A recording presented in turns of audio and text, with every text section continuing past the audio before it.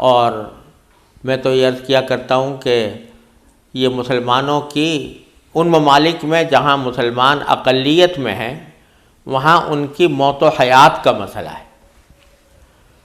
وہ اگر آپس میں اس قسم کے ادارے قائم کر کے اپنے لیے ایک ماحول تیار نہیں کریں گے تو اللہ بچائے آنے والی نسلوں کا انجام بہت خراب نظر آتا ہے۔ تو پہلے میں نے اس وقت کی گفتگو کے لیے 2 قرآن کریم کی آیتیں تلاوت کی ہیں اور ایک نبی کریم سرور دو عالم صلی اللہ علیہ وسلم کی حدیث پڑھی ہے، انہی کی تھوڑی سی تشریح کرنا چاہتا ہوں۔ پہلی آیت میں اللہ تبارک و تعالی نے فرمایا یا ایھا الذین آمنوا اتقوا اللہ وکونوا مع الصادقین۔ یا ایھا الذین آمنوا، اے ایمان والو، اتقوا اللہ، اللہ سے کا رعب اپنے دل میں رکھو، تقوی اختیار کرو۔ اور قرآن کریم میں جگہ جگہ ہمیں آپ کو تقوی اختیار کرنے کا حکم دیا گیا ہے۔ ایک جگہ یہ فرمایا کہ یا ایھا الذین آمنوا اتقوا اللہ حق تقاتہ ولا تموتن الا وانتم مسلمون۔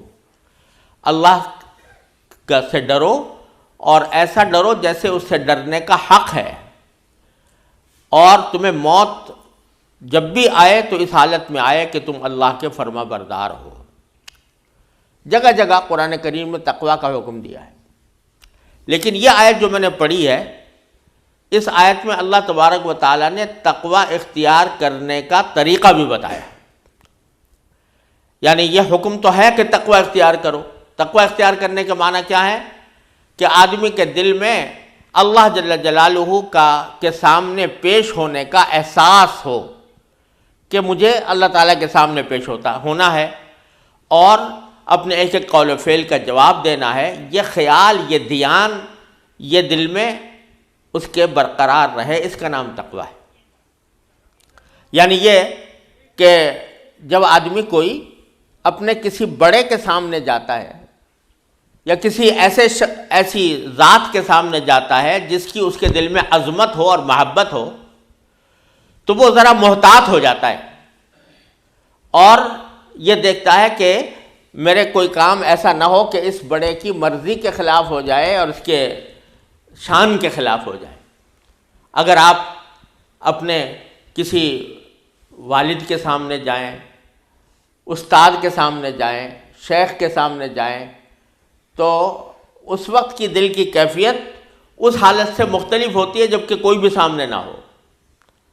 اور اگر فرض کرو کسی شخص کو دعوت دی جاتی ہے کہ کسی ملک کے سربراہ نے اس کو بلایا ہے اور وہ اس کے ایوان میں، اس کے محل میں داخل ہو رہا ہے، تو جب داخل ہوگا تو اس کے دل میں ایک چھٹک ہوگی کہ بھئی میں ایک بڑی جگہ جا رہا ہوں، کہیں ایسا نہ ہو کہ مجھ سے کوئی ایسی بات سرزد ہو جائے کہ جو یہاں کے آداب کے خلاف ہو، اور اس کے نتیجے میں میرا آنا جو ہے وہ بجائے فائدے کے نقصان کا سبب بن جائے۔ یہ ایک دل میں ٹھٹک پیدا ہوگی۔ اور میں مثال دیا کرتا ہوں کہ ایک عرصے دراز پہلے میرا امریکہ جانا ہوا، تو وہاں ٹیکساس میں وہاں وہ جگہ ہے کہ جہاں سے خلائی جہاز اڑائے جاتے ہیں، اسپیس کرافٹس وہاں سے روانہ ہوتے ہیں، ان کو کنٹرول کیا جاتا ہے۔ تو ہمیں دکھانے کے لیے لوگ لے گئے وہاں پر، اور یہ 9/11 سے پہلے کی بات ہے۔ تو جب ہم وہاں پر پہنچے تو دیکھا کہ آدمی بڑے آرام سے آ جا رہے ہیں، کوئی بظاہر سیکورٹی بھی نظر نہیں آ رہی، کوئی پولیس والے بھی نظر نہیں آ رہے، یہاں تک کہ عین کنٹرول روم کے پاس لے جا کر سارا نظارہ کرایا جاتا تھا کہ اندر کیا ہو رہا ہے۔ کوئی پولیس نہیں، کوئی سیکورٹی نہیں، کوئی فوج نہیں جو نگرانی کر رہی ہو، لیکن دروازے پر ایک بورڈ لگا ہوا تھا۔ بورڈ یہ لگا ہوا تھا کہ یو آر واچڈ، یہ جملہ دروازے کے اوپر لکھا ہوا تھا۔ آدمی وہ پڑھتا اور پڑھ کر ٹھٹک جاتا کہ میری نگرانی ہو رہی ہے، مجھے دیکھا جا رہا ہے، اور میری ہر نقل و حرکت جو ہے وہ کسی کے سامنے ہے، تو ٹھٹک جاتا تھا۔ تو میں اس وقت مجھے خیال آیا کہ یہ جملہ کہ یو آر واچڈ، یہی قرآن نے کہا ہے کہ ان اللہ بما تعملون بصیر، جو کچھ تم کر رہے ہو اللہ تبارک و تعالیٰ اس کو دیکھ رہا ہے۔ تو اگر یہ احساس ہمارے دل میں پیدا ہو جائے کہ ہم کسی کی نگاہ میں ہیں، کوئی ہماری نگرانی کر رہا ہے اور کسی کے پاس جا کر ہمیں اپنے اقوال و افعال کا جواب دینا ہے، تو اسی کا نام تقویٰ ہے۔ یہی جھجک جو اس تصور سے پیدا ہوتی ہے کہ اللہ تبارک و تعالیٰ میرے کے سامنے ہوں اور مجھے اس کے سامنے جواب دینا، یہ تقویٰ ہے۔ اس تقویٰ کو حاصل کرنے کا ایک آسان طریقہ اللہ تبارک و تعالیٰ نے اس آیت کریمہ میں بتایا۔ تقویٰ حاصل کیسے ہو؟ تو فرمایا کونوا مع الصادقین، یعنی سچے لوگوں کی صحبت اختیار کرو، اپنی صحبت کو درست بناؤ، اپنا اٹھنا بیٹھنا، اپنا کھانا پینا، اپنا ملنا جلنا، اپنا رہنا سہنا، اپنے تعلقات ایسے لوگوں سے ہوں کہ جن کے دل میں اللہ تعالیٰ کی عظمت، محبت اور اس کا خیال ہو۔ تو صحبت اپنی درست کرو گے، اپنی اٹھنا بیٹھنا ایسے لوگوں کے ساتھ رکھو گے تو خود بخود تمہارے دل میں انشاءاللہ تقویٰ پیدا ہوگا۔ تو یہ فرمایا کہ تم تقویٰ اختیار کرو اور سچے لوگوں کی صحبت اختیار کرو۔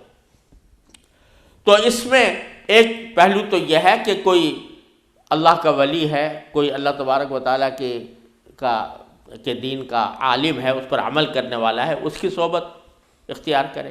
ایک پہلو یہ ہے کہ اپنا ماحول ایسا بناؤ، اپنے دوست احباب ایسے پیدا کرو، اپنے اندر خود ایسا ماحول تیار کرو کہ وہ ماحول خود تمہیں تقویٰ کی طرف لے جائے۔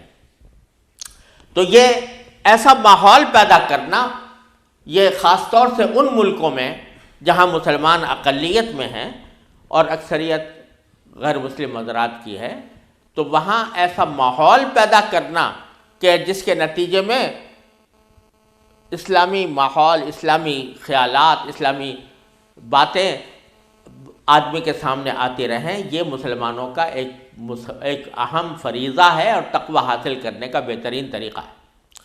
تو یہ جو سینٹر قائم ہوتے ہیں، ان کا مقصد یہی ہوتا ہے کہ مسلمان آپس میں ملے جلے رہیں، گھلے ملے، ایک دوسرے کے دکھ درد کو بھی پہچانیں، ایک دوسرے کے ساتھ اٹھنے بیٹھیں اور اس کے نتیجے میں اسلامی اخلاق، اسلامی آداب، اسلامی تعلیمات وہ خود بھی حاصل کریں، سیکھیں بھی اور اپنی اولاد کو ان کی طرف بھی منتقل کریں۔ یہ تو پہلی آیت کا مفہوم تھا۔